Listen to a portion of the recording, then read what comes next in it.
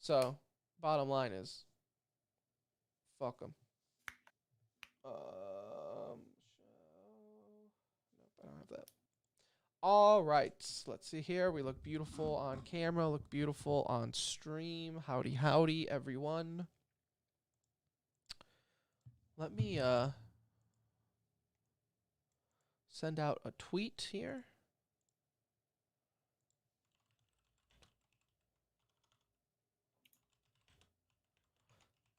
At Correa. 24 at CORREA24 _ CSGO _ LOL _ esports with a Z network. I know you'll never say anything on the record, but I just want you to know that I know what you're thinking right now.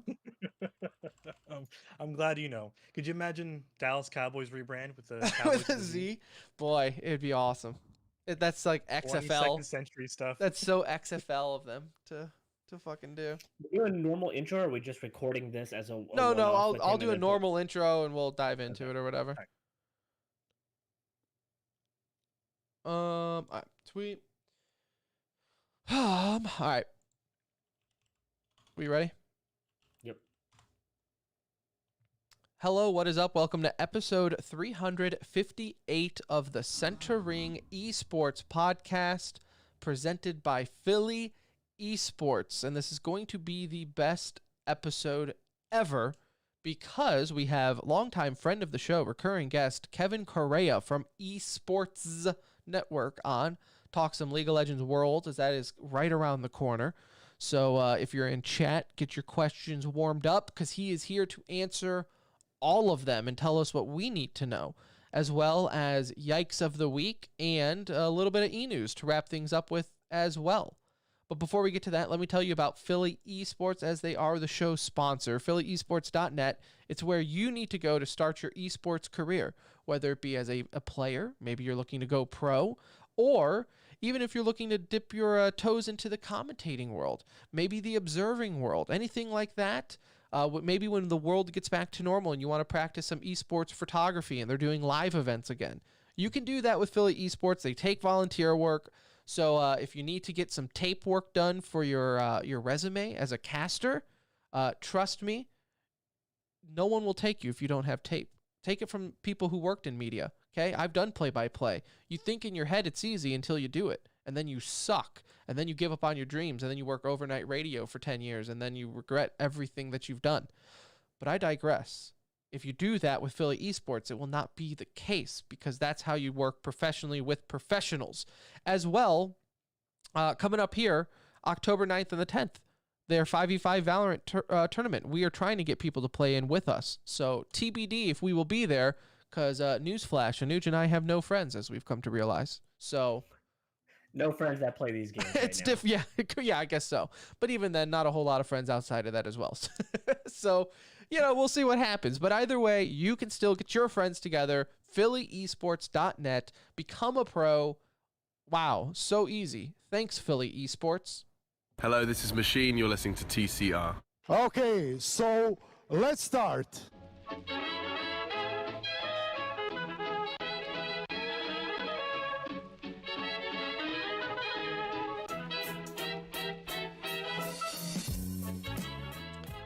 Hello, everybody. Hello, and welcome back to another edition of The Centering, aka TCR, aka your favorite esports podcast.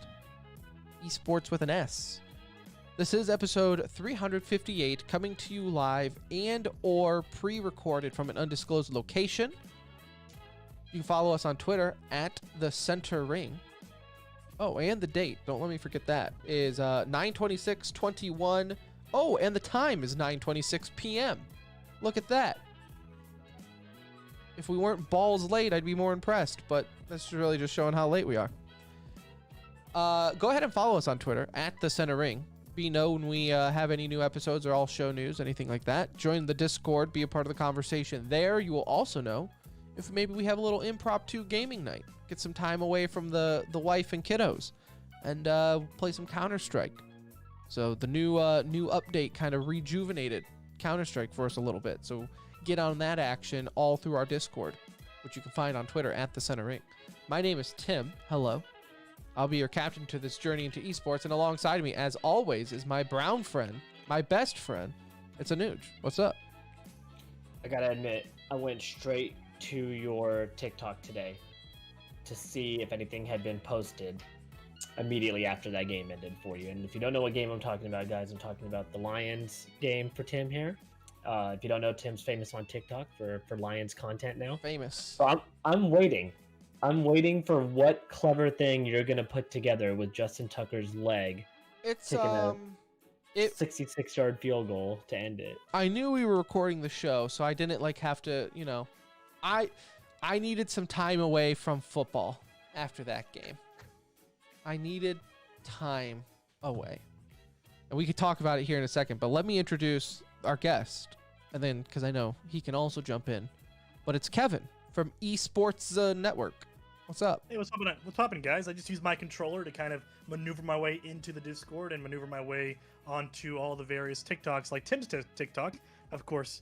It's funny. I was playing Madden, and for a long time, a few years ago, I can never replicate doinking a kick off the post like that. So, good on you. Doinking it and making it. And it's like a double whammy. There's no way the developers ever had that in mind. It's not even something programmed, so that's something unthinkable. So I'm so sorry. But Tim, with how just sport games work now, it will be programmed in for next season, and it will happen every other kick because that's just how it works in video games. And that'll be the update for Madden for the year. Like, wow, look at these realistic. It's like with NHL when they did the whole behind the net Michigan shot, right? That happened in real life, and then in NHL, the video game, it was just so they added it, and that's how you scored every goal. But it was rough, and that's going to be football. No, I had to take a step away after that Lions game for multitudes of reasons, and my wife still is all day. She's like, "You're just so angry." She's like, because her mom was over for the game or at the house during the game, not for the game, and I was just upset. I said a few words that. Wife doesn't appreciate me saying in front of the mother-in-law, but that Shep is now repeating probably. But first off, I've already decided, as a father, anything goes during a football game. You can say whatever you want during a football game, son, and I won't judge you. This is raw emotion, and as a man, I think it's just important that we show our emotional side. And if that's while the Lions get fucked over by the league once again, albeit let it out, because no knock to Justin Tucker, an amazing kick, and he made the kick, and it was amazing circumstances, but he should never have been able to kick the kick to begin with because there was a delay of game clock violation so egregious. It was 3 seconds after the clock. And I understand they'll be like, well, that clock doesn't represent the real clock, but it's not 3 seconds off. It's not that far off.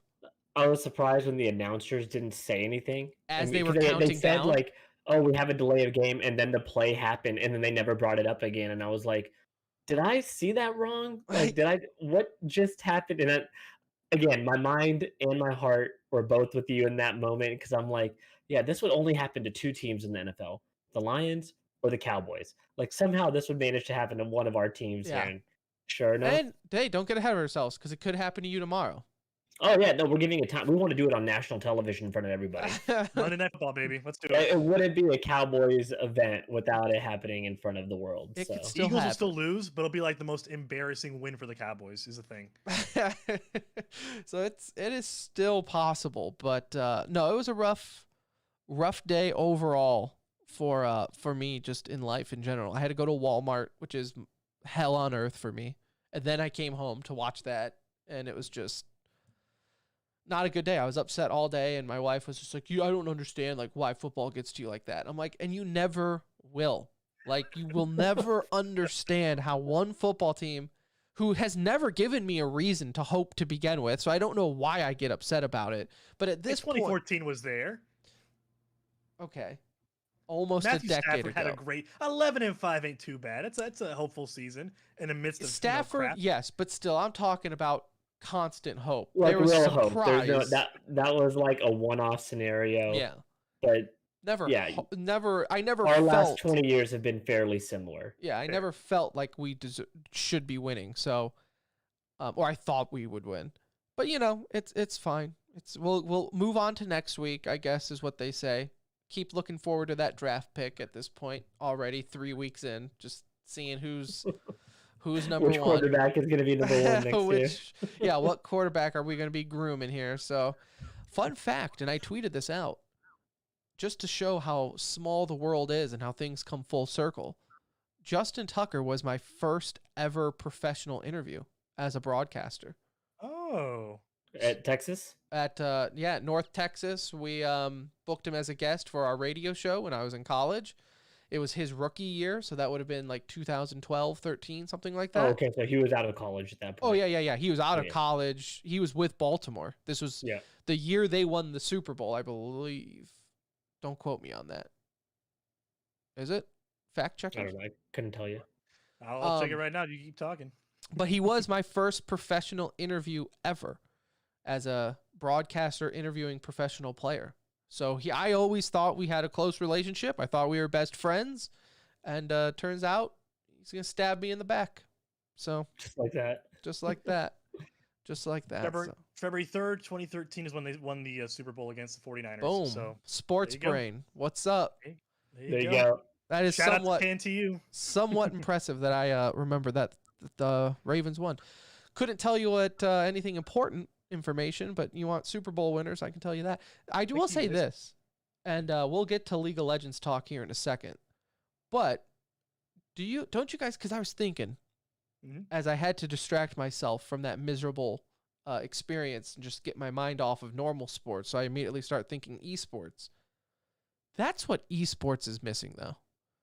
Like that controversy of, like, it seems like with normal sports, everyone can rally around like the common enemy, which is the league, right?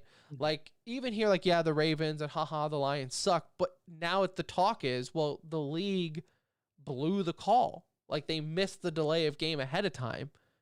Esports, you don't have like the controversial call of like, oh, what if it went this way? Or, oh, that's BS. There's been a handful of times. Well, referees are admins, right? So it's different. Like there's no actual, that's kind of the beauty of esports, right? Is it's purely the competitors deciding the outcome. You don't have a referee standing in there that can blow a faulty whistle, or like you had that time in Call of Duty where it was like the game ended at the exact moment, or what was it, like a hard point map? You know what I'm talking about.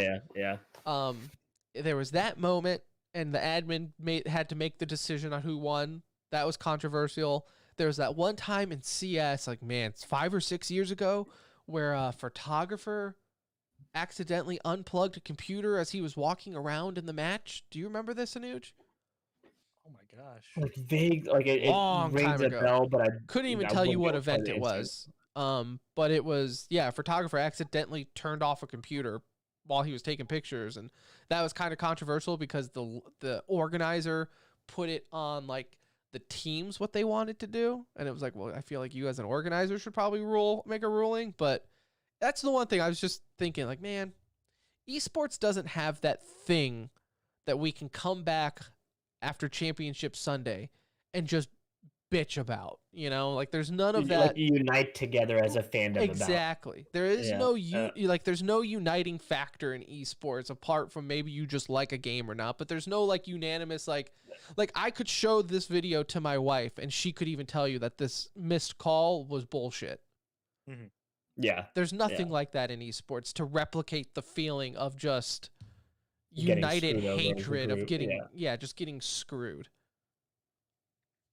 Maybe one day. Maybe one day. Yeah, I don't know how, maybe, but when it happens, it's a beautiful moment just to brothers. Like the closest thing you get to uniting a mass fan group is countries, right? NA versus EU, right? Like that's like the closest thing you get to uniting with people outside of your team fan base. And then that's like kind of divisive, isn't it? Because like no matter what it is, it's always gonna be you versus somebody else. But Yeah. That's what I'm saying. Like, you're not getting like the whole group together in on one thing, but you know, fair. kind of hard to get that, I guess, in esports. Speaking of NA versus the world, we have Worlds coming up. Coming up here October 5th through November 6th. It is going to be in Iceland, in the town of, or not Iceland. Yeah, Iceland. It's where the. You're right. Yeah. Is this Reykjavik, right? correct me if I'm wrong? Is this where VCT was? Yeah, that's Okay. where VCT was. All right. It's Yeah. pronounced Reykjavik. Reykjavik. We did this last Reykjavik, time. Iceland. Reykjavik, Iceland. Reykjavik. One step closer to that, we should just make this place the esports capital of the world and just send everyone there so we can have LANs, especially during the times of COVID. But it is coming up here, so obviously we have our best friend of the show, Kevin, League of Legends extraordinaire. He produces content for Esports Network, so you can check him out on Twitter at Correa24. Yes, sir. At Correa24. He posts daily updates, esports updates, and everything else you need to know. But you are majority of our League of Legends guy. So whenever sure. something League comes up, we'll bring you on, because although Anuj plays it, follows it a little bit, let's face it, do not. So I always need you for backup here. So explain to me what we have coming up. All right. Well, it's the biggest League of Legends tournament in the world happening again after last year. Of course, COVID a little bit different, making things out of whack. And so this year, hopefully it's a little bit of a return to normalcy. There won't be that many fans in attendance, but we have to get started with the play-ins, right? The play-ins before the playoffs, if you will. So a bunch of wild card teams get seeded together. You get teams from other regions. You get like Brazil, Mexico, Costa Rica, Japan, Taiwan hopping in here. Just a few of the other like runners up as well from the major regions kind of coming together for the play-in groups. And only out of those 10 teams going into play-ins, only 2 will advance into the group stage for Worlds. Like the whole group stage where it's like 3 groups, and just kind of the tough competition really begins. But play-ins is kind of like a nice little tease to kind of show some worldly talent, if you will, but before we get into the bigger regions. So, I mean, play-ins is kind of like a fustercluck. It's a lot of stuff going on at once, a lot of upsets happening, and man, it's it can be fun, but it's not any different than any other play-in gap in CS:GO or Valorant or really any other major esport, right? Still kind of low level, stakes aren't that a lot of these teams. It's just, out of the 8 teams are going to get eliminated. So which 8 is it going to be is the real question. I mean, you guys shoot me any questions that I'm more than happy to ask or answer in any form you'd like. Has Perks ever played in a play-in game before? He has, he has not played in a play-in game before. He's usually always been pretty good about playing, being in the main event. Being the main event out of Europe, of course, being his main thing. Fnatic G2. I mean, was he on Fnatic? No, he was on G2. Excuse me. So that whole the mid 2010s was just G2 dominance for a while. And speaking of G2, I had Carlos Ocelot Rodriguez on the show a few weeks back. I saw the tweet. He was a great talk, and I asked him about G2's dominance kind of failing in the past few years. That's a whole topic he hates to talk about, but I made him talk about it. But did you ask him why G2 just kind of fails in everything? Man, that's what I would have asked him. Fails as in like second place. Yeah, I mean, in the sense, right? Like, I mean, would it be fails as in actually failing most of the time for these guys? Let me tell you, if you guys have ever pissed off a Spaniard before, it's not very fun. Carlos is not somebody I'd want to piss off too much. I did try to bang him a little bit on the questions, but we'll see how he took that in later on. But Perks has really not been in a playing game for Worlds before. He's usually always qualified. 2019 Worlds, they kind of got eliminated, I think, by the champ Fun Plus Phoenix, right? So, which is also a funny thing we'll get into later. But Perks will definitely have a little bit more on the line with C9 compared to the other teams in the play-ins right now.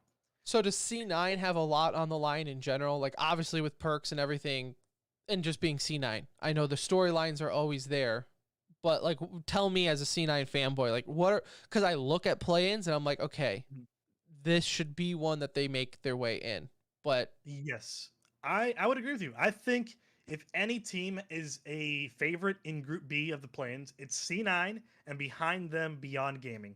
Beyond Gaming is one of those Taiwanese teams that come out, and Taiwan is a surprisingly kind of good region when it matters sometimes. You know, they love playing spoiler. It's happened before. We had, of course, PSG Talon making a good run at MSI earlier this year, and you know that team shouldn't have made anything happen, but apparently they made a big enough splash to impress a lot of people, impressed me enough to have them pretty highly ranked in my top 10 going into Worlds. But C9 in Group B of the play-ins should have a really decent chance of at least making a run in the second round of play-ins, which is just it's a little tournament. That's all, and from there, you know, you can kind of make your mark and book your ticket to Worlds.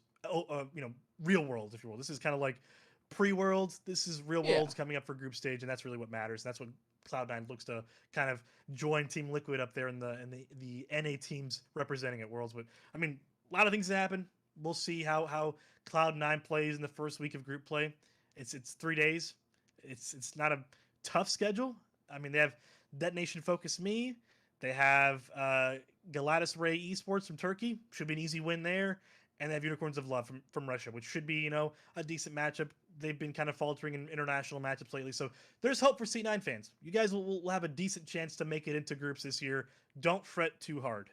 But beyond that, what like making it into from play-in to the actual tournament, yeah, that would be like a nice achievement, but that's not the end goal, right? No. So, what is their chances beyond making it to group stage?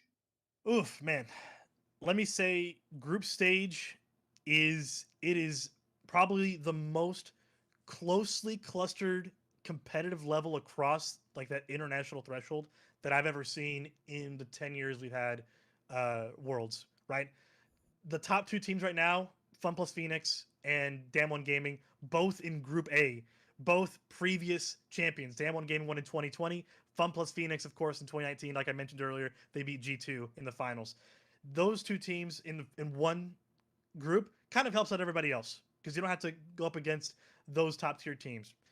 Um, it's tough to say if a playing team can make a decent run.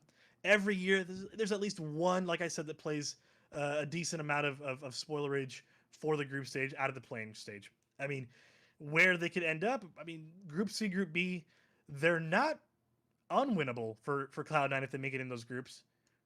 It's just a matter of stringing along the right victories at the right times. Like if you can beat out Fnatic and PSG Talon in Group C, you have a pretty solid chance to be the top two coming out of there with World Never Give Up. Group B, if you can at least take one off of T1 and take another off 100 Thieves, you might be able to really make a good chance of Edward Gaming there as well. But like I said, it's a lot of ifs going out of the group play-ins because play-ins is kind of where questions get answered about these teams anyways. Like, oh, I guess, you know, if C9 makes it to, you know, out of plans, like, oh, I guess they're on a hot streak. They'll be pretty good. But because we're kind of stuck in that playing stage, we have to wait till October 5th to really find out how they'll perform. So I know we have a lot of listeners in our Discord who are Fnatic fans. And that was the one Yes. question that they kept asking, and they always talk about. I know you're in our Discord, so you see them discuss it. What are Fnatic's? Because even reading their chat, it's like I feel like one of them is a big homer, and they just think Fnatic is going to sweep everything, and then the other one is like the complete opposite, and he's just like, I don't think we stand a chance. So where are you at with Fnatic as far as going into Group C? Oof, man, it's Group C is a very tightly knit group in terms of talent level, right? Any one of those teams could make it out and kind of make a decent run deep into the playoffs. Fnatic, I think, is one of those teams. After they lost their ADC Reckless in a few years back or a season ago, I believe, and kind of put Niski in that role and put not Niski, excuse me, Upset in that role and kind of had him manage that bot lane with Hylissang. It's been a decent run for them, right? So looking at the teams in Group C, right? PSG Talon, World Never Give Up, top two teams. I mean, the respective regions, of course. It's. I'm not going to say you guys are out and about, right? Oh, Fnatic doesn't have a chance. World Never Give Up is too good. PSG Talon is too good on the international stage. Fnatic has a decent chance. Like, let's see, Fnatic's current odds on sportsbettingdime.com plus 1,600, which is, hey, That's pretty decent. That's not awful. That's like what, 1 in 80, I think, something like that. That's not an awful chance. And, people take those odds all the time, but compared to Roll Never Give Up at plus 800 or PSG Talent. Well, PSG Talent's a little bit lower ranked than Fnatic on the betting boards, which is hint hint. You might want to take a PSG Talent if you want to take advantage of gambling this year, but there's a fair chance. I'd say it's a essentially coin toss, depending on who gets seeded in from the group play, for Fnatic to kind of beat up on it and get themselves secured at least a second spot out of Group C. Royal Never Give Up, by the way, one of the worst names I've ever heard. Hey man, RNGU out of China. Yeah, RNG. that doesn't help. RNG actually works. RNG is too fine. much.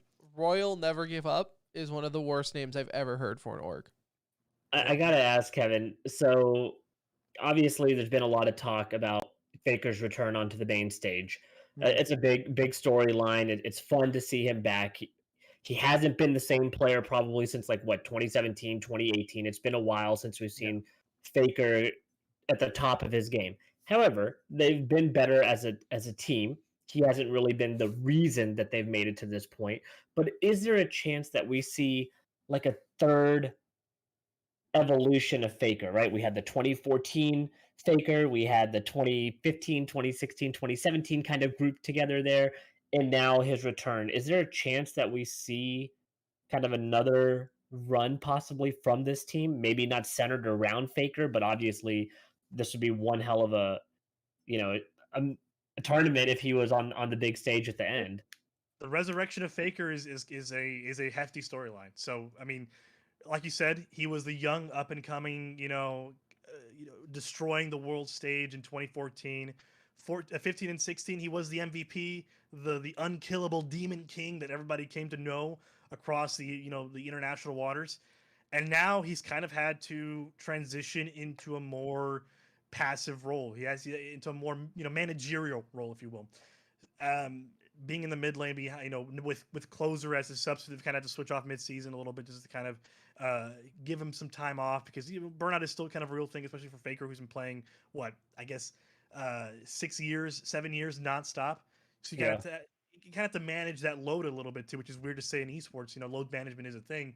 Now a lot of it is based on that bot lane, right? You have Teddy and Hoyt and Kyria and that kind of bot lane kind of meshing a little bit better than they used to in years past. The newcomers on the roster, and of course, it will have to be kind of Faker playing these passive roles, playing kind of less of the shot caller and the playmaker, and more of the passive kind of kind of passing along information to other players, to the jungler, because it's a different role for Faker, and he's come into it pretty well this season. Like they came out into the LCK top 2. Awesome. They're behind Damwon Gaming, the overall favorites. That's not a bad spot to be in, right? That's got to account for something. If you are kind of still on the down trail of your career and you still manage to get second place in one of the toughest regions in the world, that still has to count for something. And you have to give Faker some credit for helping in whatever way he can, helping T1 make it to Worlds into the group stage, which is an awesome achievement nonetheless throughout his almost 10-year career. I'll go ahead, Tim. I was going to ask, just sticking with T1 and Group B with 100 Thieves, because they've been one storyline that I've kind of been following in the LCS and everything, and just them getting to Worlds is, for me, from someone on the outside looking in, is a really cool storyline for 100 Thieves. I still kind of see them as like the new kid on the block when it comes to League of Legends. As you who follows League, I guess what's your take with 100 Thieves? Like, is getting here winning for them, and it's just playing with house money at this point? Kind of, it's kind of just like you just put $20 down on the blackjack table. You ended up winning 500 somehow, and now you kind of have to stay at the table, and you want to see where it goes, right? Because whatever happens, it's already been a success for them. So for 100 Thieves, they're already they're settled up. They're like, we're good. We have nothing to lose at this point. We only have something to gain, and that's a great spot to be in if you're 100 Thieves, right? They came off LCS Summer champ. Right there. That's a great place. You're an LCS Summer champ. You just beat Team Liquid, who was, an unstoppable force last year and the year before. you're above Cloud9 and TSM, man, where like it's got to be an amazing feeling right now to know that you are the NA favorite going into Worlds, because that's what they are. Team Liquid, I'm sorry, you are not the favorite. The hot hand goes with 100 Thieves right now because that's just where they are. They've been showing and performing and proving themselves as one of the best teams to come out of North America. Now, I did mention Group C is also pretty. Group B is still kind of close competitively in terms of levels of talent and all that. Not as close as Group C. I think Group C is the tightest group to we should really watch for Group C, because that's going to be a very, very competitive group. Group B, not so much. 100 Thieves has a chance to take one off T1. I don't think they take one off Edward Gaming, and I don't think they really make out of the top 2 in Group B. I'm sorry to say, it's a tough group to be in, and Faker is still kind of a force to be reckoned with, whether he's playing or whether he's on the sidelines helping his team out. One thing I noticed that I found kind of funny, I just wanted to get your take on it from the standpoint of the scene. Obviously, LCS being the NA side, there's only one player that I see in this whole event that outside of play-in. Play-in has, if you want to add play-in, then there's 2 that are actually from NA. And I believe one of them is on Liquid. It's Tactical. Yep. And then you got Blabber from Cloud9 being the other one. That feels like it's not a good sign. Like if I'm reading the tea leaves here, I don't want to see like just one player representing a whole country. Obviously, there are teams representing NA, so I get that. I'm not taking away from them, and I'm happy to be rooting for them. Don't get me wrong. But there's still only one active player in the group stage from North America. Yeah. Is this like kind of an anomaly, or is this a bigger issue kind of across the board? Like, hey, this team didn't happen to advance. They have 4 from NA, but it's like generally they would be there. Or is this kind of like, this is just the state of the scene currently? It's kind of the state of the scene right now. A few years back, it was the exodus from Europe. A lot of people, a lot of players kind of came off of a low season with a European team, found a new home within NA, and they've kind of blossomed here, right? They kind of became, big fish in a small pond kind of syndrome, right? And now with import rules that kind of change a little bit, these players are now considered quote unquote native players. So a lot of Alfari's native now, Santorin's native now. Even though they're from Europe, they're considered quote unquote native. And so these, I think, 2 international slots is the LCS limit right now. It is a little bit worrying. From a perspective, it means either your NA proving grounds are not amounting to anything, because there's not even North American players internationally playing for other teams, right?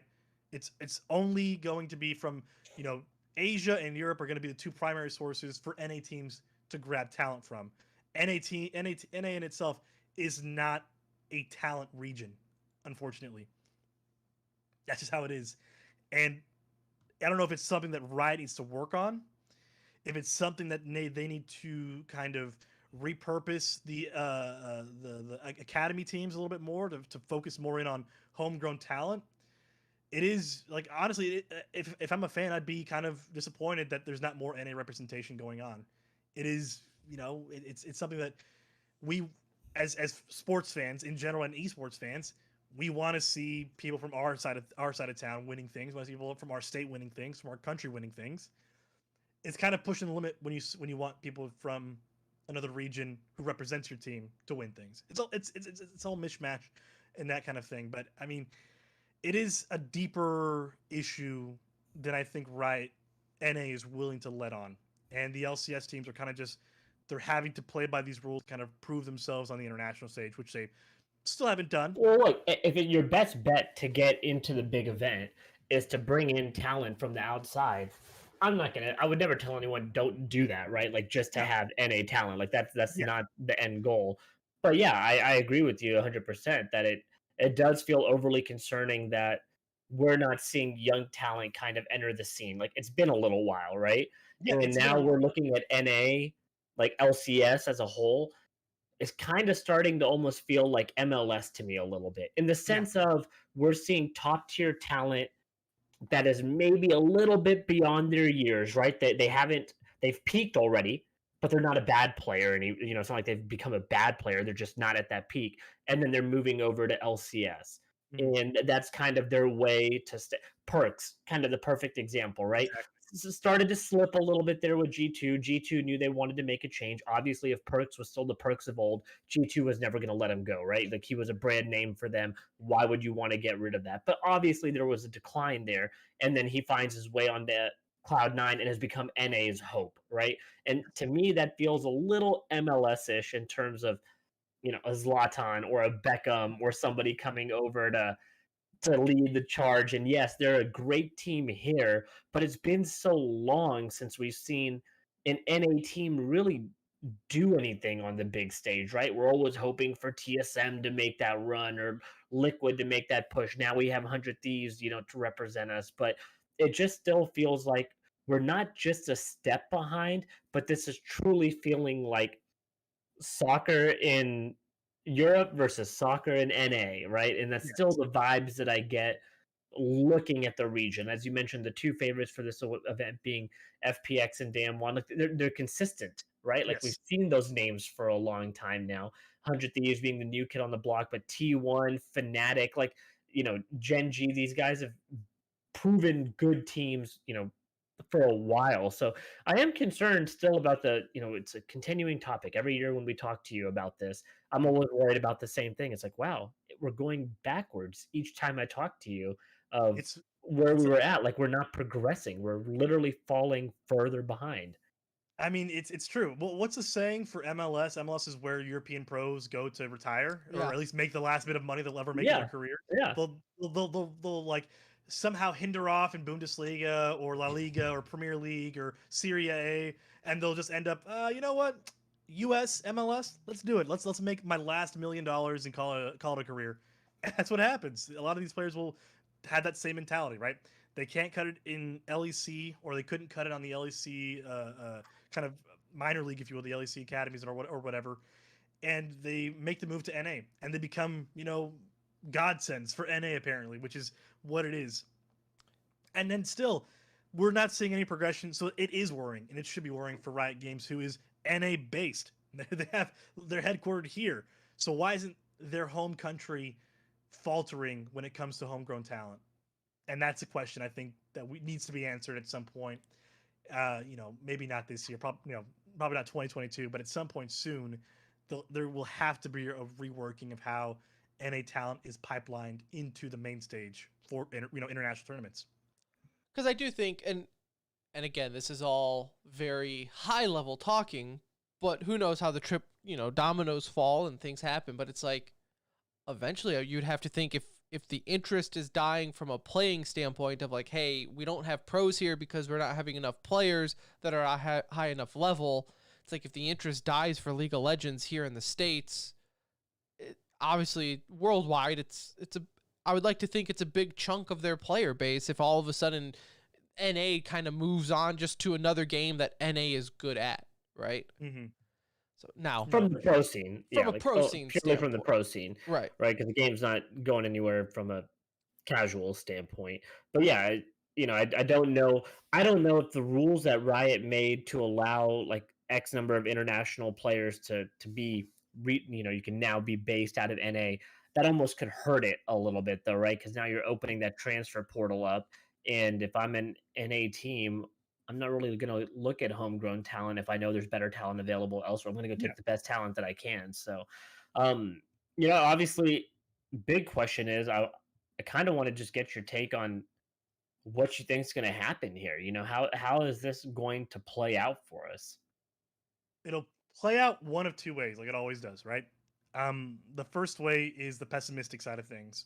There's no changes.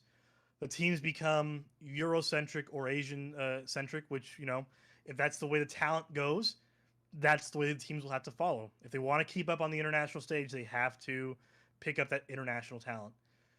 The second option is optimistic, right? Riot Games repurposes its academy leagues, its academy teams to feature more NA talent. They cut down on international slots. They probably will grandfather in some new teams or some new players, and that'll be it for that. That'll be the last kind of like European Asian transfer into NA for a while, and then you're be restricted to one international slot per team, and there's going to be maybe 5 years before you become a quote unquote homegrown talent or home based talent at that point. That's kind of obviously there's still issues with that because you're cutting off your way to kind of improve on the international stage, but you're bettering your own kind of league by doing so. You're bettering your homegrown talent. And for a country of 350 million people and a game that boasts what I think is close to 15 million daily players in the US at this point, somebody can quote me on that, but daily players and you guys don't have even, a tenth of that going into some kind of professional, either pro-am circuit, there's an issue there. So you need to reevaluate how that pipeline is working because right now it's not. Well, and until it does, I don't think they deserve 3 or 2 or 3 spots into Worlds. At best, 1 slot into Worlds is all they really deserve at this point because they are not keeping up with LEC, LCK, LPL, or even heck Japanese LJL. So that's kind of where I'm at with it right now. on the bright side, by the time your 5 window is catching up, the Chinese laws will pretty much kill off Chinese esports, and then we'll be able to kind of just sneak right into their spots. So Exactly. it all works out in the end. You'll see more NA players on Chinese teams than you will Chinese players at some point. Yeah. RNGC later, right? So going back to Worlds, what are your predictions? Oh man, I think because the talent level for this edition of Worlds is so close across the board, from Group A to Group D, it's very close once playoffs begin, in the knockout stage. I think we'll see some fairly fun upsets. Now, pick'ems for the plans have already begun. You kind of can pick who you want to pick with there, but for group stage, I think October 10th is the official day for group stage pick'ems. And so if I had to pick today, like who would be advancing from each of these groups, top 2 teams, I would say Group A, Dam1, Fun plus Phoenix is a no-brainer, even though it's close competitively. I think they're still too dominant right now. I think T1 and Edward Gaming out of Group B, 100 Thieves will make it close, and I will not be surprised at all if 100 Thieves upsets one of those 2 teams. I think it's that close sometimes in terms of it can be just a matchup, it can be a moment. 100 Thieves, if they can capitalize on it, they can make it out of Group B. Group C is, this is the toughest one by far. I'm gonna come back to that. Group D, I think I'm gonna surprise some people here. I think Team Liquid will upset Gen G at some point, and they'll advance with Mad Lions. That's what I think Group D will end up coming to. How big of an upset is that? International wise, it'd be a pretty big upset. You would be literally toppling the 2nd or 3rd best team out of Korea to literally become the 2nd seed coming out of that group, which would be insane if that happens. They're the 2nd best team out of Korea. It's a no-brainer at this point. I think Team Liquid has the veteran presence enough to do that. Now, will they actually capitalize on it? Nah, that's a great question. I mean, really, at this point, what do you have to lose? You're NA. Yeah. Either show up or shut up kind of thing, I think both NA teams will have upset opportunities that we'll have to see will be capitalized on. Group C, like I said, will be the most competitive group by far. That's the one you want to pay attention to. Those are the games you want to catch. And these will be the very close calls that will literally make or break a team's whole playoff run. All right. So for the most part, though, so you think just based off those predictions, play-in teams don't stand a chance, which is funny. Honestly, no. Because looking at my table here, I think Cloud9 makes it in and runs the table. So interesting. We'll see which is the Tim's got Cloud9 going into Group A and coming out undefeated. We'll see who the real expert is for League of Legends when this is all said and done. Hey, coming back here October 10th, we'll do pick'ems together. We'll do it together. Yeah, okay? we'll definitely have you back on. Maybe sometimes throughout Worlds because it is a freakishly long event when you think of 1 month. play-ins and 1 month. So at least the minimum we'll have you on for a recap for sure. Yeah, afterwards. Speaking of pick'ems, I did see one of our listeners in our Discord send a link out for a pick'em. So if you're a listener and you want to do it, I'm going to join it. Won't have a clue what I'm doing, but I'll join it, make some predictions. I think if you link your game account, you can win stuff for the in-game skins or whatever. So Yeah, you win a little bit. I think last year I got like the second highest tier because I was just so good at my ho predictions. ho No ho. Well, I humble just brag. wrote down mine based on Kevin, so you know who I'm picking. So there you go. Hey man, you're listening to one of the greatest here. Ask the esports writer himself who he gets his picks from. It's this guy. Right here. So there you have it. Kevin, thank you for coming on the show, talking some League, talking some Worlds. Again, for our listeners, if you want to follow Kevin, obviously in our Discord, he's always there. On Twitter, at Correa24. Esports Network, esports with a Z. Daily updates. You do a long form show for him every week. You're kind of a jack of all trades for him. So Yeah. check For it out. sure. And guys, if you ever need anything else, let me know. I'm more than happy to hop on whenever and talk smack about keyboard and mouse or, shut down controller kitties any day of the week. Also, we have to do our League of Legends competition at some point. Yes. You yes, let we us do. know. If I'm not, hey man, you guys are cutting it down to one show a week now, so I have to kind of make free time now. It's tough, man. I got a 10-month-old and she's walking all over the place. It's annoying. Yeah, our free How time dare has she? opened up a little bit, not a whole lot, but we We, can we make it gave you a year pass on this, so we understand this first year is a little tough. So if it needs to happen in the next few months, you let us know when, and we're still game. Yep. For sure. We'll have to talk it out, negotiate. My people, we'll hit up your people, of course, as always. But The most I've done in League of Legends since we last talked was I've claimed a bunch of stuff on Twitch Prime, and that's really about it. So hey, Twitch Prime is a value purchase if you sign up for that Amazon Prime. It's low key pretty good. yeah, a lot of yeah. stuff. Especially for League or anything. That the new launcher might get me to download it. So It's new pretty Riot- good. You got Valorant. You got it's the new kind of all in one Runeterra. launcher. I mean, yeah, they're just finally catching up with this generation of gaming and actually having their own launcher, which I'm not a fan of launchers, but I am support of Riot's new launcher just because I feel like once you get like 3 games under your belt and they have more on the way, like you're okay to have your own launcher. Like I mean, can respect it. So we can't all be Blizzard, right? With the BattleNet and everything. no. Yeah, well, But take your pick. You either I sexually don't know how many assault. people want to be Blizzard. Yeah, you get a nice launcher, but you have to sexually assault your employees. Like take your pick. Ooh, you have to. That's, Yeah, I mean you can't have both in you this. can't world. have both. Yeah, you can't have both. aggressive language there, Tim. You'd be can't- perfect on Blizzard's board of directors there. You can't have both. Yeah, well, we're not sponsored. We can say whatever we want. So there's that.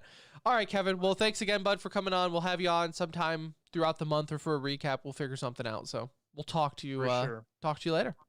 For sure, Appreciate you, guys. brother. Take it easy. Enjoy the rest of the show. Later, man.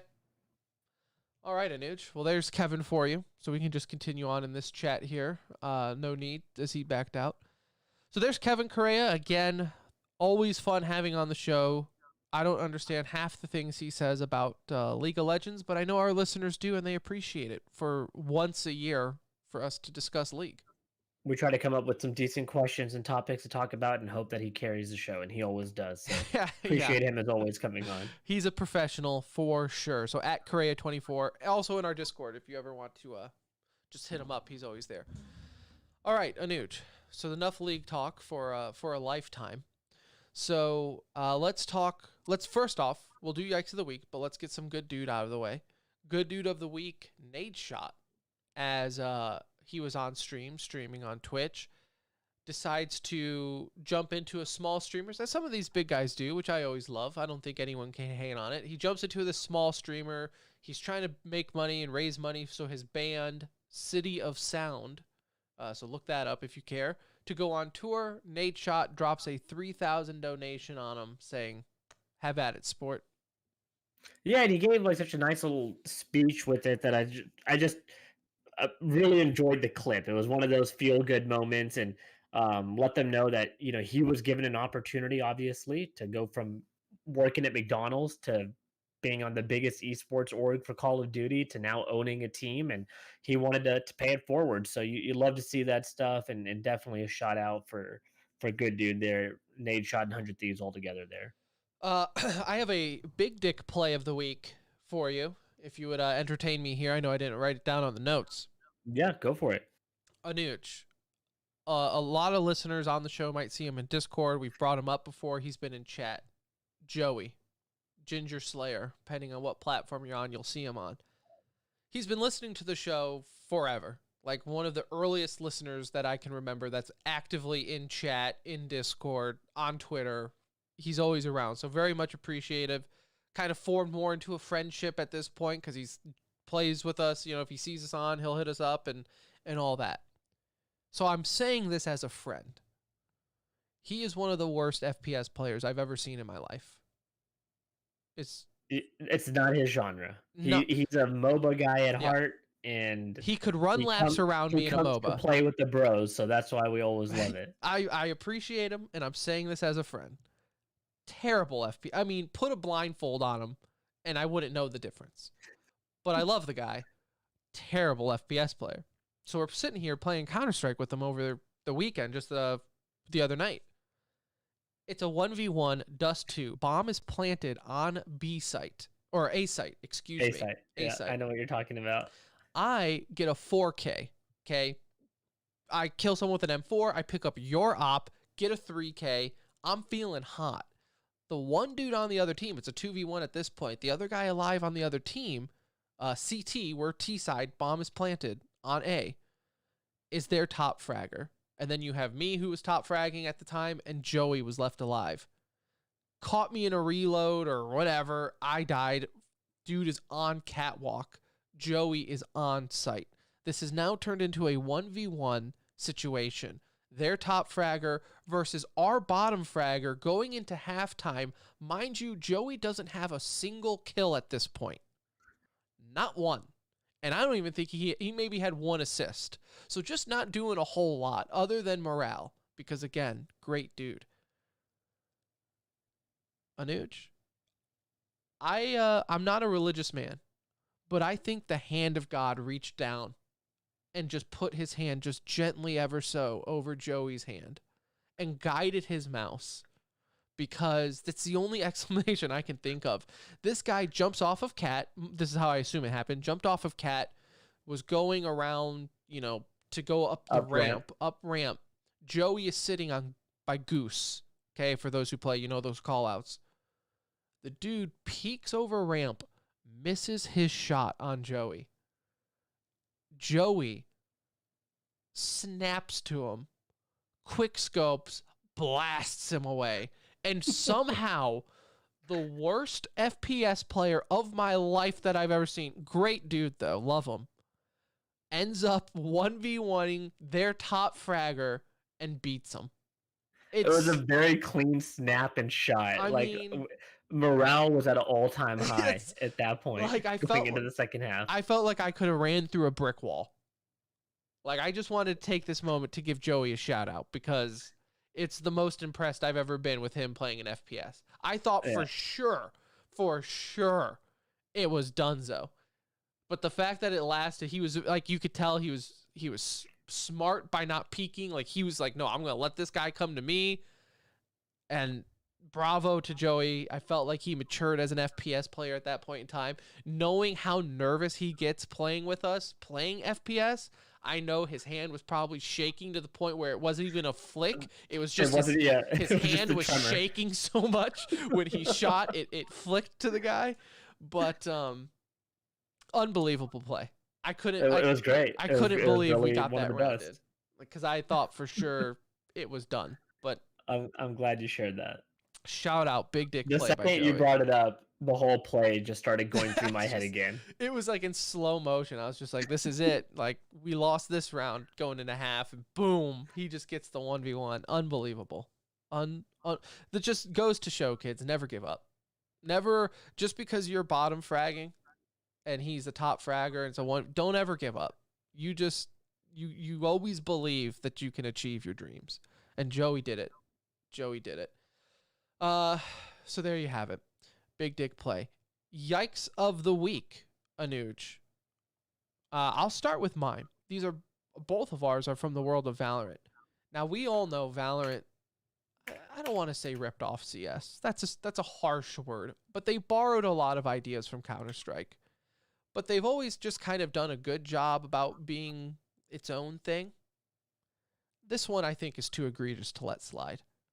they announced, or it's been leaked, or however people know about it now, though. But coming into CS And the Valorant.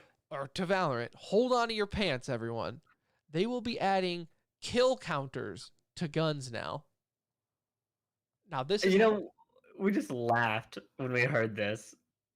it's It was just more the name that gets me. it's It's more like, the you know what? name. Let's because just call it stat track at this point. yes, Counter-Strike has stat track guns. Other games have stat track. I'm not saying it's an original idea, but just the fact that it's like kill counters. It's such a low rent, hey, we're stealing this idea from other people name. Like they couldn't come up with the name, so they just said, you mean the kill counters? Like so low rent.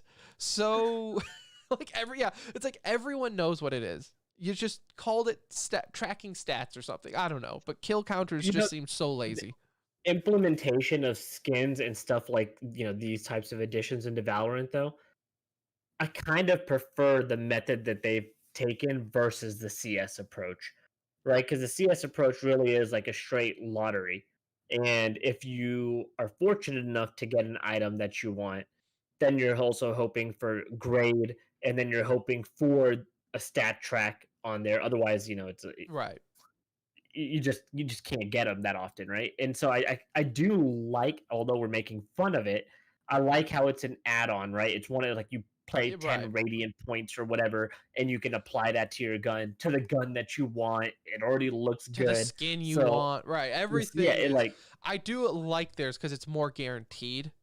I just think it's, again, yes, it's the Yikes for me was like their announcement, or the tweet that I saw was trying to make it seem like, oh, check out this new idea, guys. Hold on. It's like, no, we know what it is. Like, I wish they would make fun of themselves a little bit more in the fact of what they're taking from CS, right. Just kind of like owned it a little bit, but cool addition though. Yeah. But yeah, it's very much so. Just funny the way they announced it. I actually can I have one more Yikes of the week, just branching off of that one, because you mentioned you can. Okay. This Yikes is on you, because you got gloves. You opened up a case, which we never do. We never open up cases in CS. Ever.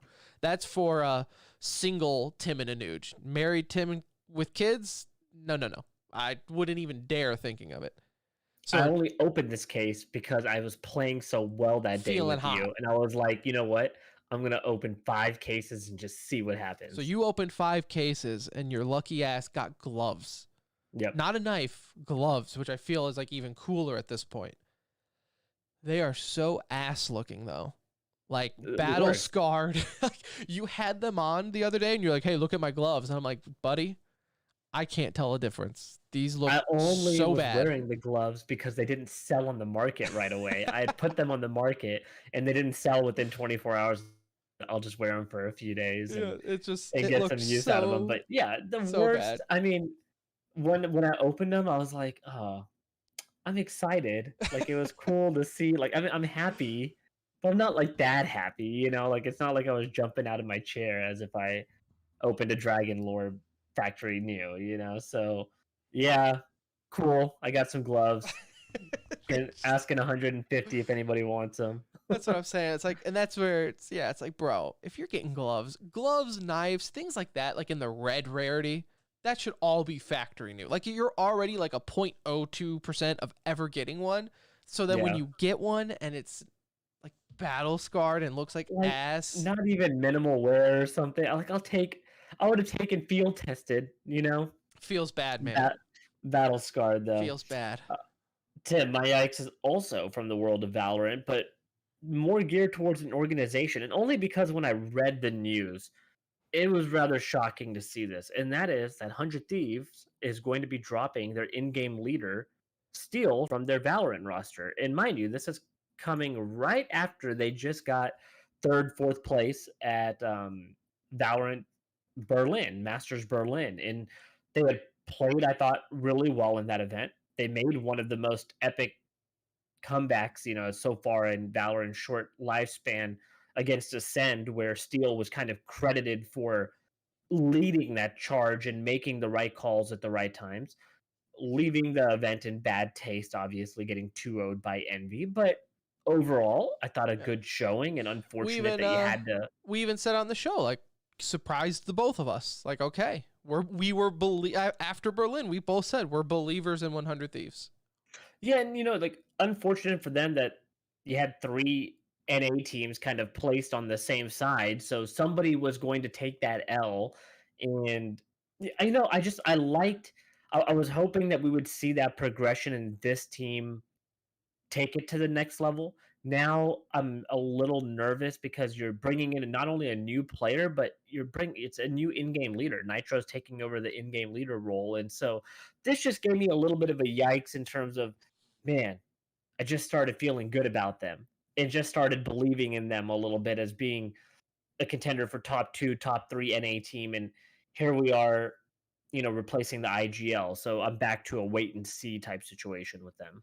And I've also heard, like, very loosely through the grapevine that maybe Steel is going to Cloud9, but what I don't know is what domino fell first. Like, is that Cloud9 reacting to him getting bounced from the roster of 100 Thieves, or is that him wanting to go to Cloud9, which that doesn't even make sense. Like, so either way it goes, it doesn't make sense to me why one would happen before the other. Yeah, I mean, my assumption there is that 100 Thieves made the decision to drop him, and then if Cloud9 decides to pick him up, that was the domino that fell first. Unless Brax is going to Cloud9, called up his boy Steel and was like, yo, I'm going to Cloud9. I don't think anybody's following Brax at this point. And we're signing Sinatra. Yeah. So that now, would be kinda sick. now you have Brax, Steel, and Sinatra all on Cloud9. Sexual assault aside, I'm pretty excited. But nobody would be making a move based on Brax's decision at this point, right? Like that's so 2020, Tim. Like you're not doing that in 2021. No knock on him. I'm still rooting for the guy, but no one's gonna make a roster change based on like what Brax is doing right now. No. I feel like I haven't seen Brax play in an official in over a year. I don't remember the last official I saw him playing. It's been a long time. Let's put it that way, right? We're not watching. Did he play anything with T1 when he went back? No, right? I don't think like, so. What would they have done? When was the last time I've even seen T1 play a game? I haven't seen Skadoodle in what feels like a year. I haven't seen Brax in what feels like in anything meaningful, right? Like I'm sure you could probably haven't seen any of them since First Strike kicked off. I couldn't tell you one event, and First Strike was before both the Masters event. I couldn't tell you one thing that T1 has done in game, right? Since prior to First Strike. I think that's fair. Since First Strike, there's been nothing. The only things that I remember them in is organizers-based events that they were invited to. Yeah, that's fair. No, I can't think of anything off the top of my head either. Because again, we don't watch. So that's just another yikes for us right there to add on to it is T1 Valorant, but this was focused on Steel. So yeah, I mean, they're just nervous for 100 Thieves, and we will see how this plays out, obviously. And one more yikes here, Blizzard yikes of the week, as the Overwatch 2 is brought up in the negative light again, as the boss man is quitting Blizzard for some much needed time off, as he says. So basically the head of the Overwatch 2 team is announced that they are leaving Blizzard. Like, I don't even know what to say when you start to read some of these, because it's like I know a lot of these people are leaving, but when it comes to Overwatch 2, any news like this is like a little worrisome. I mean, unless the game is kind of in its final prep stages, which it seems to be. I mean, now knowing what we know after yesterday's news, like the game seems like it's pretty far along. It's playable. They're making tweaks and changes still, and it sounds like some bigger ones are still to come. But I mean, anytime the boss is leaving before the launch is even out, concerning. Yeah. Chaco Sunny is his name, by the way. And he's been with the team for a while. Like I remember when Jeff left, like it was kind of like, hey, we're in good hands though, so no one's really freaking out. And like he's been in events, and I think I might have actually met him one time in Philly, maybe. But I just meet so many people, it's hard to keep track of. Yeah, not good. Not good though. Never a good look. It's just, and even if it is, maybe he's just like, you know what, guys, I know it's going to look terrible, but I'm just done. I'm tired. Everything else going around in Blizzard. And that's the other thing. Like, everyone at Blizzard has a right to leave because of the shitstorm going on around them, even if they're not directly involved. But it does look terrible. Like, if I were him, I would have made a statement like, yo, I'm stepping away. I didn't do anything, but I'm out. Like, I understand the timing is terrible, but I'm out. So we'll see. We'll see. So another yikes there for Blizzard, though. And speaking of Overwatch 2, let's get into some e-news, as we have some Overwatch 2 news to get to here in a bit. But first, CSGO. They did the Riptide update, as we discussed just last time. It literally dropped like the second we hit record last week. We've had a chance to play it. Hey, give credit where credit's due. This is actually a pretty badass operation update for Valve. It takes them like 2 years to do it, but this is a good one. Yeah, I mean, we're really enjoying it. I don't know as a whole how it's being received, honestly, but the short game mode for Tim and I, based on our life schedule right now, has been a blessing because we've been able to jump back in. We're playing, I mean, we've played probably 15 matches in the past 5 days or so. And dominated, by the way. It done really, really well, which has been nice. But we're also like open to kind of just playing all the maps in the pool when it's a shorter game. I'm not stuck in a game for an hour playing a map I didn't really want to play. Like, we found ourselves kind of just playing a little bit of everything. So yeah, and even the store for the battle pass, you know, being able to get the Glock that they have in there, the Emerald Glock is kind of nice. The US, like, you have some nice options available to buy directly for a change, which, you know, is exactly what Tim and I were praising Valorant for just a moment ago. So yeah, a good update. Pretty happy with it so far.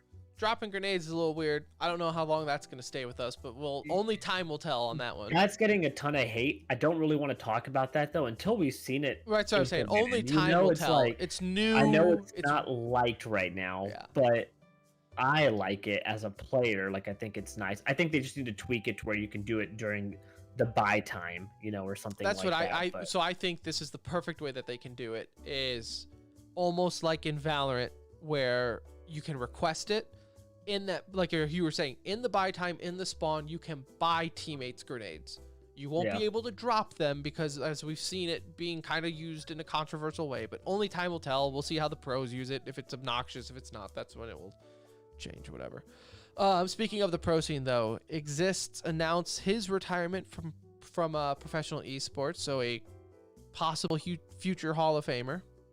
I mean, he's got the hell of a resume, and it'll be fun to go over that at a later time and kind of reflect back. But legend in the scene, you know, been there for so long, and I know he hasn't been talked about as much recently, but definitely well deserving to be in discussion for CSGO Hall of Fame. Won a major with Fnatic, Nip legend, though. That's when I think of him. Everyone thinks of him with Nip for the most part. Oh, no, I'm sorry. You won a major with Nip against Fnatic, as my brain is telling me. So, yeah, just overall, legend in the game. So, we'll discuss him at some point. Heroic can't seem to get out of their own way, as it's been broken. That Heroic has apparently approached their team. Now, I didn't see in the article where it said that they were signing anything, but approached the players with a NDA of 15 years to not discuss the coaching bug that was going on. So if anyone still doubts that the players knew, proof, right? You don't make them sign a 15-year if they didn't know. That'll tell you. That'll tell you right there. That's all you need to know. The Blast Premier Fall groups wrapped up over the weekend. We were going to discuss it, but if we're being honest, boys, it's like a moot point, really, when you got other things to discuss, because the top 2 from the groups moved on, but the bottom 2 still go on to a second chance qualifier. So that being said, the teams that have moved on to the fall finals, Vitality, Astralis, Nip, Big, Navi, FaZe, and then you have the other teams, Complexity, OG, Liquid, EG, G2, Big, and these MIBR. guys all kind of MIBR is dropping, yeah. So they're all moving to the next chance qualifier. So we'll discuss it. Last chance qualifier that's coming up is going to be a stacked event, and we'll talk about that. We'll talk about, you know how we work. If you're not getting eliminated, call me back. Like I want eliminations. I want tears on the line. Okay, so there's that. In Overwatch League finals were on Saturday. Dragons ended up defeating Atlanta Reign 4-0, making this the third finals that were sweeps. Last year was the only finals that we haven't had a complete sweep in. Just chew on that for a little bit. Dallas Fuel ended up taking third, so our local boys third. Who would have thought, like, a couple seasons ago that you would have seen Dragons, Reigns, and Dallas in the top three? Like, right, like that wasn't happening. Say what you want. I know a lot of people on Twitter are like, well, it's because they just dropped their rosters and spent the money. Okay, isn't that kind of how it's done? Spend money. When you're the worst team in the league, isn't that what you're supposed to do? Spend the money and get the better players, right? They did announce some of the reworks, though, that we can expect for Overwatch 2, and they did a pro exhibition. It's Overwatch, right? 5 players. We'll have to kind of see. I think they were still kind of mentally playing it like Overwatch 1, so we'll just have to see how it goes. But Sombra has some big reworks coming in here. Some of the highlights for me: the team can see hacked targets through walls. I think that's pretty OP. The hack no longer removes her stealth, and it deals 50% more damage while they're hacked. Sombra deals 50% more damage. So off the bat, looks obnoxious, but I guess we'll wait and see. Bastion rework, again, all looks very obnoxious. We'll wait and see, but he can move while in sentry mode now. Kill me now. His new ultimate is an artillery strike, looks pretty dope, and his new ability, tactical grenade, looks useful. So we'll see. We'll see. But like Anuj said, the game looks like it's doing well. So like they're progressing, and it's like it doesn't feel like they're as far away as I was thinking that they were, but you know, like I said, they're still talking about other big reworks. Like they're talking about Doomfist possibly playing a tank role in this game, I heard, and there's a couple different things. So it feels like we're a little bit closer, and I think they understand the sense of urgency right now too. Yeah, of course. They know that this is the thing to get people to forget about everything else. Like this is their next big game coming up, despite Diablo 4. In Valorant news, Zeta and other Chinese teams withdraw from the LCQ. Zeta withdrew mainly because they just made some roster changes or something like that. So lost the points, basically. Yeah, and lost the points to compete, but they just obviously decided, hey, backing out of this is more worth it. So to each their own, I guess. I would say just roll the dice, compete, and then make the roster changes. But if time frame doesn't work out, I guess it doesn't work out. A blast from the past, a name that we have not heard in a very long time. Mr. Leanback himself, JDM, is returning as coach of what team? You didn't put it in the notes. FaZe Clan. So FaZe Clan Valorant returning JDM as a coach. So we'll see. Not my first choice. I mean, maybe super weird pickup. That's what it is. It's a guy that hasn't competed since 2019. Oh, by the way, he was playing Counter-Strike. Has not played this game at any sort of high competitive. It's going to be interesting. I'm rooting for him. I like JDM. He brings back a lot of good memories for us. And look, I've had a pleasure of spending an evening with him at the Envy's headquarters one night, and very intellectual dude. Like, I could definitely see where in an interview he like could impress you, and just like with the way he thinks and everything like that. But still, it just feels weird. It's a weird pickup. Last announcement I thought I was going to see. Yeah. And Anuj, you've been talking about this player for a very long time and actually wondering when this was going to happen. Well, we have your answer. Nevera, the brother of Scream on Liquid. Well, he retired from Counter-Strike, announced it just a couple weeks or a month or so ago. A couple days ago. You talking about Nevera? Yeah. Yeah, Nevera just got his contract released from Vitality a few days ago, like a week ago. And mentioned it on the show, over to Valorant. And again, sucks for the Counter-Strike scene. I cannot believe he didn't find a home on a good squad, over the past couple months, knowing that he was available. It's just another loss for the CS scene and a good pickup for...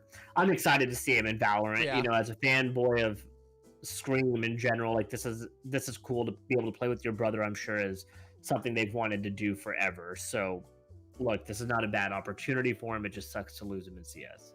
Halo Infinite, their tech test number 2 was this weekend. No, I did not get in it. Yes, Anuj did. Was it because he's a minority? Who's to say? Next weekend, you have the Halo tech test, but this is like with big team battle and things like that. Yeah, this one was like a PvP, like the normal, competitive side focused. Next week's the big team battle, which I'm really actually excited for. I liked it. I was having fun. Early on, it took a little bit. It's just so different than what I'm used to playing in terms of just the. I told you, like, because I know you were saying it feels floaty, it feels different. I'm like, we're going from Counter-Strike where everything is so fast and smooth and you snap to things. This is not. This is a tracking game.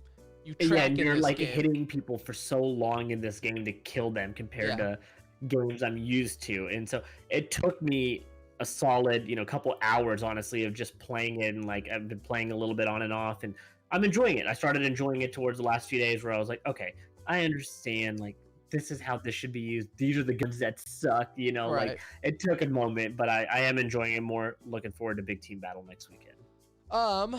Arcane, the League of Legends Netflix show, is set to premiere November 6th, so check out the trailer.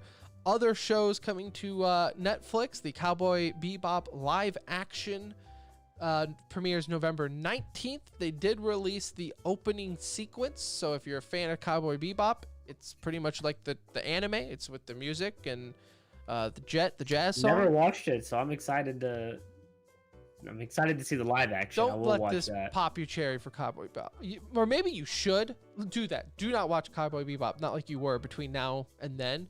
I want to get your opinion on it from someone who because Cowboy Bebop is my favorite anime of all time.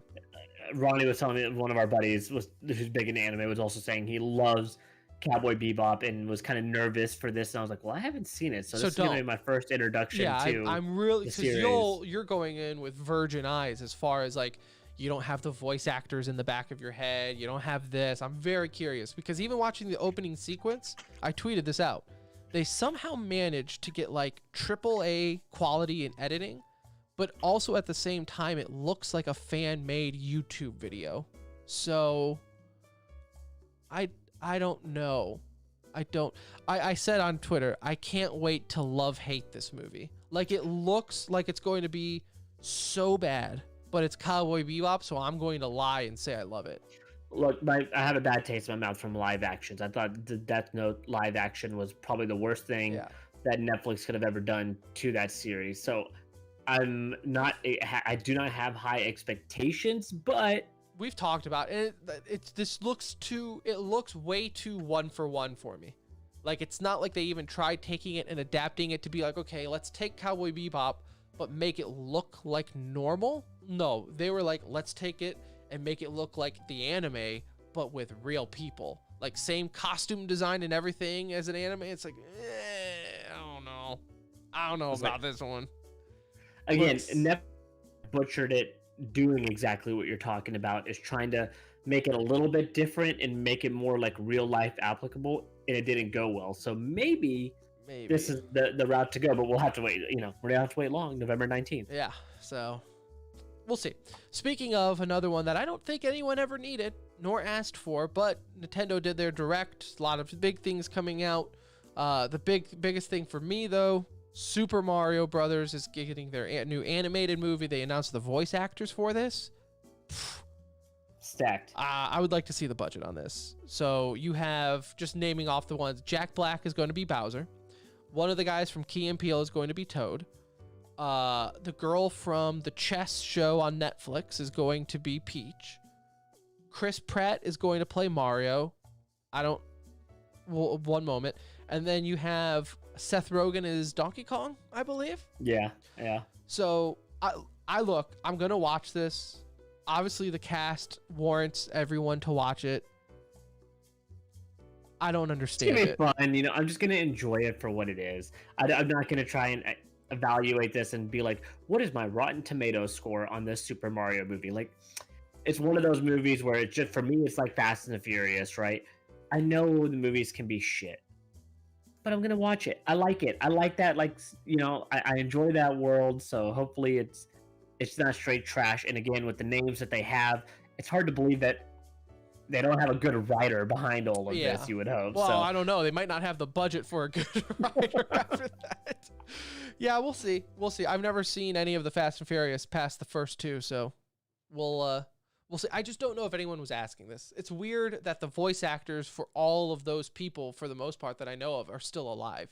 So it's gonna take my brain a lot of work to be like, so that's an animated Mario, but it doesn't sound like Mario. It sounds like Chris Pratt. I agree with Noman in chat that I like the Jack Black as Bowser seems like such a great fit. That Like I one feel like seems he good. would do such a good job having fun with that and like making it out there. And again, the cast is crazy, so I'm hoping for a good time and just put on a good show and we'll go from there. No, this is a safe place. Seth Rogen, not that funny anymore. Not that funny. Yeah, but again, if the writing is good, Yeah. Oh, yeah. he's got a great kind of comedy voice, right? So him as Donkey Kong could be We'll also see. a lot of fun. We'll see. This might be the one thing I never asked for, but I end up loving it just because it's so ridiculous. So we will we'll see. I don't know if there's even a release date on it, so I think they just announced the cast, so we'll see. All right, well, there you have it. Episode 358. It's done. It's in the books. Thank you so much for listening, whether you skipped around or listened to the whole thing. Love you all the same. Thank you. Big shout out to Kevin Correa of Esports Network for coming on the show, talking some League, talking Worlds. We'll have him back on the next month or so, recapping it, updating, whatever we have time for. So we'll have him back on. Check him out on Twitter at Correa24. We will be back next week, maybe Monday night, maybe Sunday, maybe Tuesday. I haven't looked at the football schedule. Best of luck to your Cowboys tomorrow night. Hopefully, Thank you. hopefully they favor better than the Lions. Oh, hey, show announcement real quick. Oh, This is big. New World coming out on Tuesday. If you want to join us, and Tim mentioned this last time, the only reason we're even throwing this out there is because it is difficult to play together if you mess some of this up.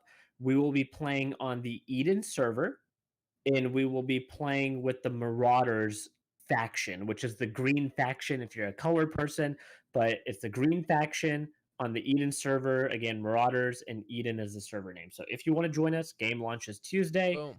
We will be in Discord. Mumble is gone, so we will be in Discord. If you want to join us, we would love to play with you. You're an official Zoomer now in Discord. Proud of I you. am. Proud of you. All right. So I also love that you went into the Discord and said you laughed at something that we discussed like 10 days ago. I still laughed at it, though. And that would not have happened if I was a Mumble user. I was just like, oh, no. Yeah, no, beggars can't be choosers. It's like me on TikTok, like you finally on Discord. It's wonderful. Wonderful stuff. All right, but for real, that is it. No more show announcements, but for real, if you are wanting to play with us on New World, you have to do, like, it's a very restrictive game for whatever reason when it comes to making characters on servers. So there it is. Eden, the green faction. We'll be back though next week, talk some more esports action. What? Who knows? There's always something happening though for us to discuss. So follow us on Twitter at The Center Ring. Join our Discord. Be a part of the conversation. Until then, for Anuj, I'm Tim. Love you. Goodbye.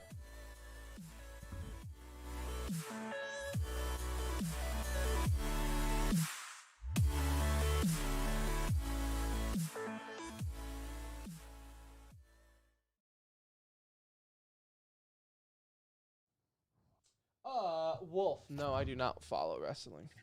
But I did follow WWF like it was a fucking religion when I was younger. So that was my heyday of wrestling. Once they all combined, I kind of lost interest. But I've never been big into wrestling. when I was a kid, I used to subscribe to their magazines. They were like Sports Illustrated for WWF.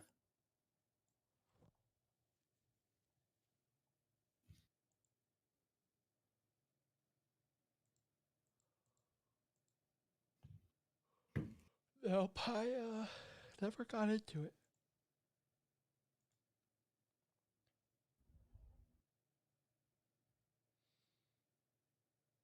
I'm getting the text messages from Kelly. Are you done yet? All right. Well, that being said, then I'm gonna kill the stream so we can get to editing and all that fun stuff. Hopefully, New World the servers aren't because I probably won't be on tomorrow at all, and so I'm really hoping the servers are working by Tuesday night. Well, game launches Tuesday at 8 a.m. Okay. Can So we you kind of download hope this during bitch the yet? day you'll be able to download tomorrow. I Tomorrow. think. Yeah. Okay. We'll see. Yeah. So tomorrow you'll be able to download it. So I would do the preload for sure. Yeah. Because I think that'll probably go pretty soon. Later, no, oh, we're not even live, are we? No. Yeah. Oh, I'm we are ending live. it now. So see ya.